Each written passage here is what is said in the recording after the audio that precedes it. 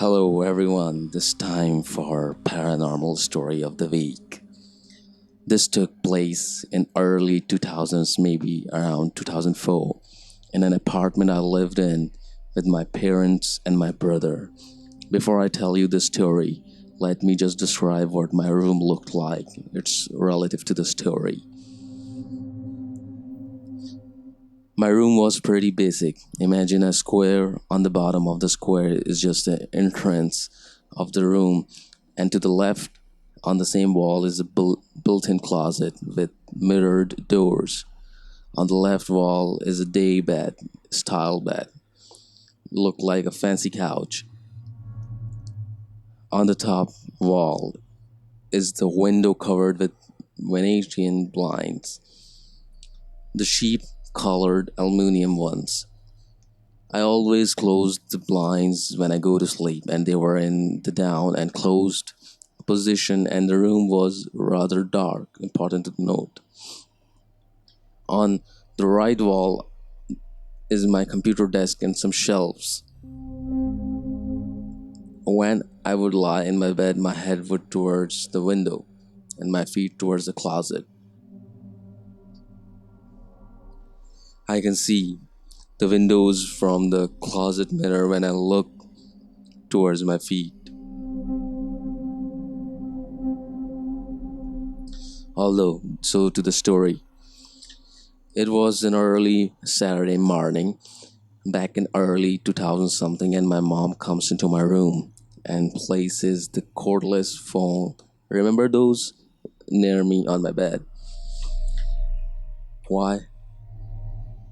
I hear you ask. It's because the answering machine we have is not good enough for her, so she needs me to answer the phone when she's not home. Makes total sense. My mom places the phone near my head and tells me she's going out with my dad and to answer the phone if it rings. Me barely conscious of her even talking to me, grunt my accent and go back to sleep. Around 10 o'clock in the morning, the phone rings. It's my friend. Let's call her Jenny. She had a bad habit of calling me every Saturday at 10 a.m. to wake me up because she's bored. No matter how many times I asked her not to call me so early, as it was my only day off during the weekend I would like to sleep in. She still called every Saturday at 10 a.m. I groggily answered the phone, and this is the short conversation we had. Me, hello. Jay, way too cheerful. Hey, how's it going? What are you doing? Do you want to meet up? Me, after a few seconds, realize who am I talking to? I'm sleeping. Jay, come on, let's meet up. I'm bored. Do you want me to pick you up or something like that? Me mumbling, give me a bit of time. I will fully wake up and call you back. Jay said, okay, don't take too long. I'm bored. Me, I hang up and roll over and fall asleep. For about 5 seconds, that's when the room floods with light, with the sound of whoosh. I opened the house and looked down towards the mirror at my window, and the blinds are now open. You know how Venetian blind have one string for pulling the blinds up and another stick that you twist in order to open and close the shutters. Well, the shutters were opened in the blink of an eye. Just whoosh, and they were open.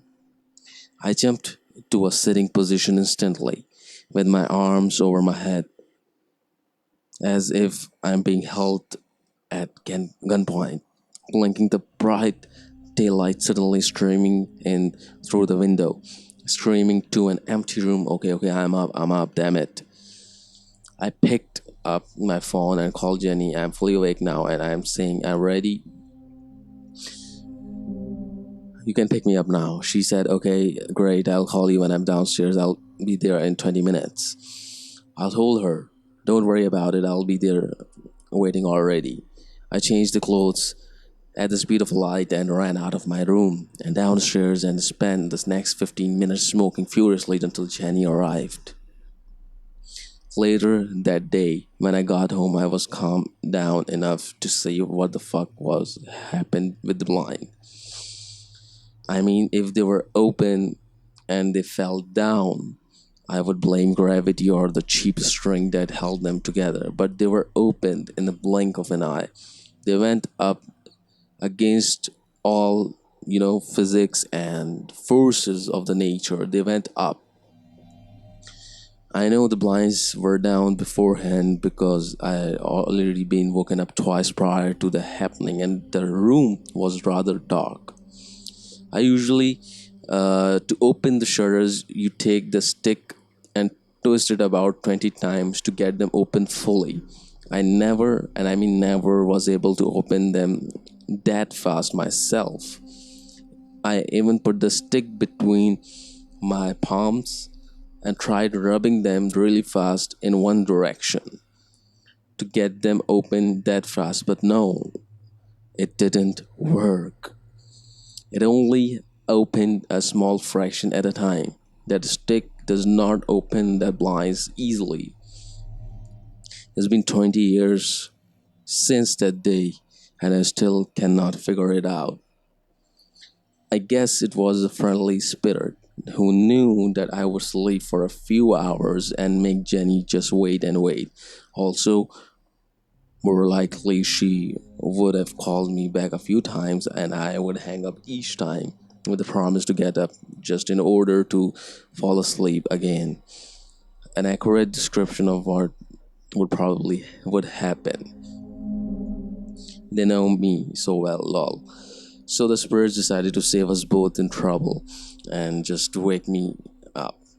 Maybe the walls between the realities or space time or whatever was thin that day or in that apartment or so in one reality I went back to sleep while in the other parallel reality I actually got out of the bed and opened the blinds and went on with my day.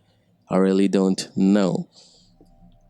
This is not the only poltergeist activity that has happened in that room. I will write about the other experience next week, titled My Third Poltergeist. I used to sleep with the nightlight on as I became scared of the dark. After a bunch of experiences, I was in my early 20s that they made me realize that ghosts or spirits don't need darkness in order to haunt or interact with you.